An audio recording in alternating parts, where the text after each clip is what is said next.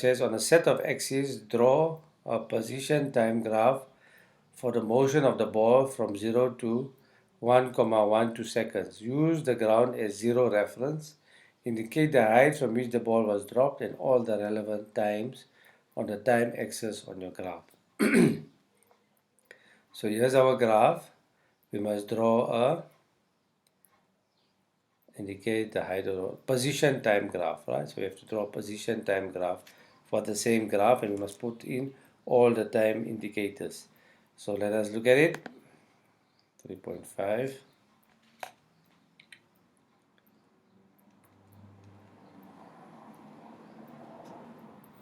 Let's extend the page a little bit.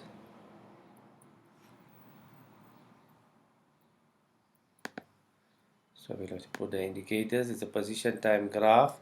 So on the one side, we'll have to put position, and on the other side, an independent variable, we have to put time.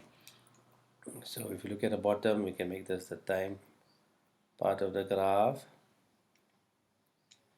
and then this can be the position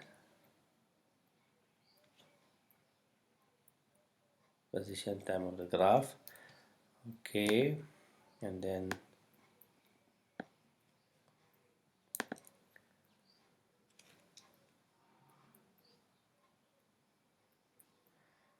we see that the ball was here and the ball went down. It was on the ground for a short while, and then the ball bounced up at its maximum height, and the ball came down. So let's just put in our values. This will be our y value in meters, and then this side will be the t value in seconds. Alright, and if you look at our values, what was the height from which the ball was dropped? We must look at our values that we've got. So if you go further up, we got 0,78 as the height from which it was dropped. So going down, you can say the value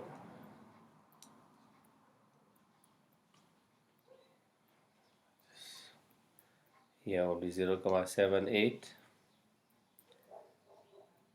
0,78, and then here will be 0,4, here will be 0,42, and at this point here the graph value will be 0,77. My graph is in a terrible state, laid out much better than I did in the exam, and then the last point here will be 1,12. So the graph is not in a good state, but just make sure you spread it out properly and you do it correctly. 3.5. Right, let's go further. I think that's it. We don't have to put we should say take downward as positive, I think, to be safe. Let's just say take downward as positive. Okay, that will be 3.5. As I said, make the graph neater and spread the values so that all the times are given, that you got the label on the y-axis and the x-axis to make it more presentable, and you get your marks, that you don't lose your marks from. Okay, let's go to 3.6. The question for 3.6 is,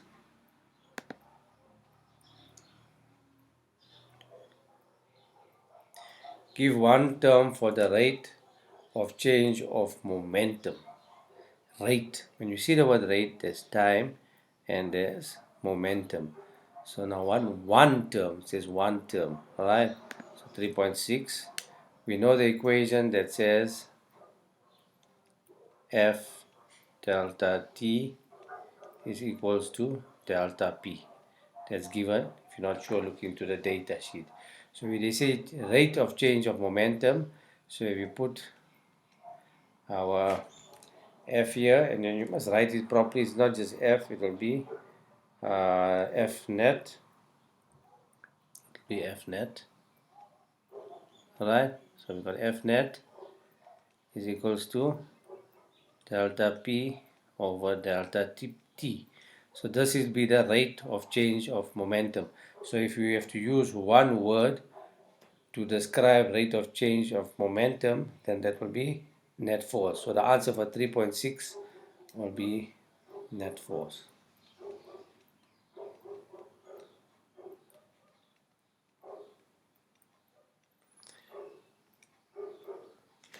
Okay, so that will be the answer for 3.6. We did a definite explanation, but you don't have to write this first part in your answer. You could have just written net force.